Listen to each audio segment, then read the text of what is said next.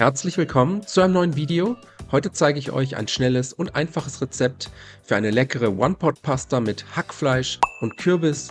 Dafür als erstes eine mittelgroße Zwiebel abziehen und fein hacken.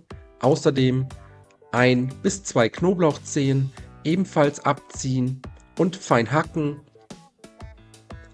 Und wenn das erledigt ist, eine große Pfanne mit einem guten Schuss Öl erhitzen, Zwiebeln und Knoblauch in die Pfanne geben und dann für 2 bis 3 Minuten bei mittlerer Hitze und gelegentlichem Wenden glasig darin anschwitzen. Danach kommt das Hackfleisch mit in die Pfanne, insgesamt 400 Gramm, halb Rind und halb Schwein.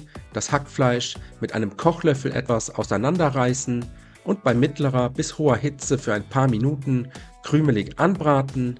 Währenddessen schneiden wir uns schon mal den Kürbis zurecht. Ich habe hier ca. 500 Gramm Butternut-Kürbis verwendet. Ihr könnt aber auch Hokkaido-Kürbis verwenden. Zunächst in Streifen und dann in etwa 1,5 cm große Würfel schneiden. Jetzt kommen die Gewürze mit in die Pfanne.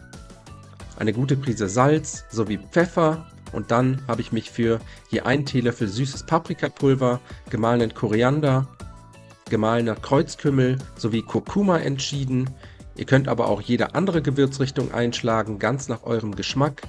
Die Gewürze einmal kurz unter das Hackfleisch rühren, für ein paar Sekunden mit anrösten lassen und jetzt kommt der vorbereitete Kürbis mit in die Pfanne, außerdem 250 Gramm ungekochte Nudeln, 1 Teelöffel Salz, 500 Milliliter Wasser und etwa 250 bis 300 Milliliter passierte Tomaten. Alles einmal gut umrühren, dann zum Kochen bringen und mit geschlossenem Deckel und reduzierter Hitze für 10 bis 12 Minuten sanft köcheln lassen.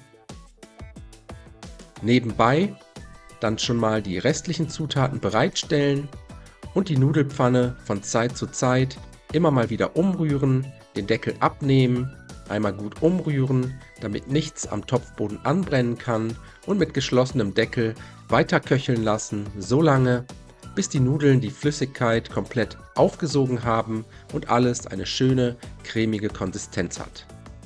Zum Schluss gebe ich dann noch ca. 100 Gramm Tiefkühlerbsen mit dazu, außerdem geriebenen Parmesan. Hier macht ihr einfach nach Geschmack etwa 75 bis 100 Milliliter Milch und dann natürlich auch nochmals mit Salz und Pfeffer abschmecken.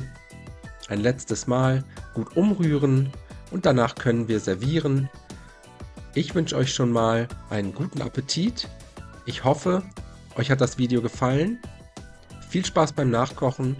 Bis zum nächsten Mal.